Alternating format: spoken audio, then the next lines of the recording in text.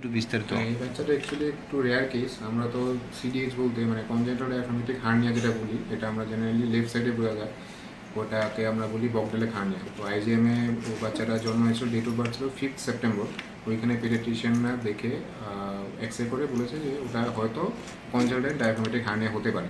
তো এটা করে বাচ্চাটা রেসপিরেটরি ডিস্ট্রেস ছিল যখন হয়েছিল, তখন বাচ্চাটাকে এনআইসিউতে এডমিশন ছিল, বাচ্চার আইজিএমে এনআইসিউতে এডমিটেড ছিল বাচ্চাটা। ওখান থেকে এক্স রে দেখে আমাকে রেফার করা হয় suspected case of congenital diaphragmatic hernia right সাইডে। তো যখন আমার কাছে এলো এখানে হাঁপানিয়াতে, তখন এক্স রে দেখে তো আমি শিওর 100%, 99% শিওর ছিলাম যে রাইট সাইডের ডায়াফ্রাগমেটিক হার্নিয়া, যেটাকে আমরা বলি Morgagnian hernia, which is very rare. তো এটা একটা রেয়ার কেস যেখানে রাইট সাইডে সব উঠে গেছিলো। রাইট সাইডের ইন্টেস্টিনাল মানে অ্যাবডোমিনাল কন্টেন্ট, যেরকম লিভার, ইন্টেস্টাইন, সব কিছু ডান দিকের ফুসফুসে উঠে গেছিলো, এবং ডান দিকের যে লাংটা ছিল এটা খুব হাইপোপ্লাস্টিক, খুব ছোটো ছিল। তো তার জন্য বাচ্চার শ্বাস নিতে কষ্ট হচ্ছিলো, সাইনোটিক স্পেল হচ্ছিলো। তো তখন আমি ভর্তি করে আই থিঙ্ক উইদিন 1 ডে আমরা সব ইনভেস্টিগেট করে ইমার্জেন্সি অপারেশন করলাম, ডায়াফ্রাগমেটিক হার্নিয়া রিপেয়ার করলাম, লিভারটাকে নিচে নামানো হলো, যেখানে যেখানে যেই জায়গা যেই ভিসেরাগুলো যেখানে থাকা দরকার ওখানে রেখে আমরা ডায়াফ্রামে যে ইয়েটা ছিল, ডিফেক্টটা ছিল, ওটা আমরা রিপেয়ার করলাম। এখন বাচ্চা এখন সুস্থ আছে, এখন মায়ের বুকে দুধই খাচ্ছে, স্বাভাবিক আছে বাচ্চা। সো এটা এই বাচ্চাটার মানে এটা বলার একটা ইয়ে হচ্ছে যে this is a very rare case, কারণ মরগাগনিস হার্নিয়া ইজ ভেরি রেয়ার। ঠিক আছে, রাইট সাইডে যে ডায়াফ্রাগমেটিক হার্নিয়া হয় এটা খুবই রেয়ার। এই বাচ্চাটা একটা ত্রিপুরার মধ্যে ফার্স্ট কেস। ত্রিপুরাতে আমি অনেকগুলো কেস করেছি, সবখানে লেফট সাইডে হয়, যেটা আমরা বকডালেক হার্নিয়া বলি, which is very common. Left posterolateral defect, এখানে ছিল এটা মরগাগনি হার্নিয়া। রাইট সাইডের anteromedial defect, very very rare.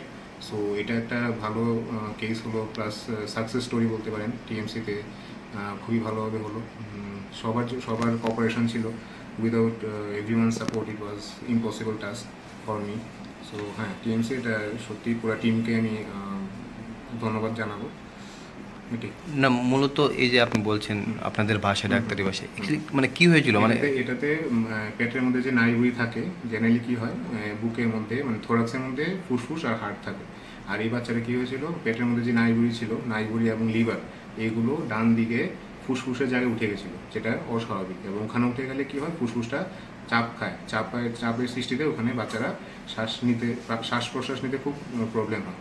তো সাইনোটিক মানে সাইনোসিস ব্লু হয়ে যায়, সাইনোসিস হয়ে যায় বাচ্চাটাও সেম হচ্ছিল।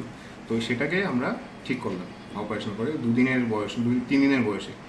এত ছোটো বাচ্চা এখানে আসার পর ইমার্জেন্সি অপারেশন করে ঠিকঠাক হলো, এটাই একটা মানে জন্ম হওয়ার 3 দিন পরে? হ্যাঁ, জন্মাতে ওর বয়স যখন 3 দিন ছিল তখন মানে সব ওই জিনিসগুলো আপনার আবার নিচে? হ্যাঁ, পেটের মধ্যে রাখা হয়েছে, যেমন লিভার যেখানে থাকার ওখানে রাখা হয়েছে, স্মল ইন্টেস্টাইন যেখানে থাকার ওখানে রাখা হয়েছিল। ঠিক আছে। কতক্ষণ সময় লেগেছে? 2 ঘন্টা। এখন বাচ্চার অবস্থা কিরকম? এখন তো বাচ্চা স্টেবল আছে, কালকে ছুটি করে দেবো। হোপফুলি বাচ্চার আর কোনো কিছু সমস্যা হবে না। Thank you. বাড়ি কোন জায়গায়? বাড়ি সুভাষনগর হাউজিং কমপ্লেক্স। নাম? অভিজিৎ বণিক। কি হয়েছিল বাচ্চার এবং কি কারণে আপনাদের হাঁপানি আসতে হলো? আইজিএম থেকে আমাদের রেফার করেছে, যে এক্সরে রিপোর্ট দেখে বলেছে যে বাচ্চার বাঁ সাইডে যা পেটের ভিতরে নাড়ি ভুঁড়ি থাকে তা উপরের দিকে উঠে গেছে, এই জন্য পাঠিয়েছে টিএমসি। এখন টিএমসিতে এসে কি স্যারে অপারেশন করেছে, আরও এখন সুস্থ আছে। এখন বাচ্চার কীরকম রয়েছে? হ্যাঁ, এখন তো ভালো, কালকে ছুটি দিয়ে দেবে। আগের যে অবস্থাটা আর এখনের অবস্থাটা কি পরিবর্তন? এখন তো অপারেশন হয়ে গেছে, কোনো প্রবলেম নেই, এখন সুস্থ আছে।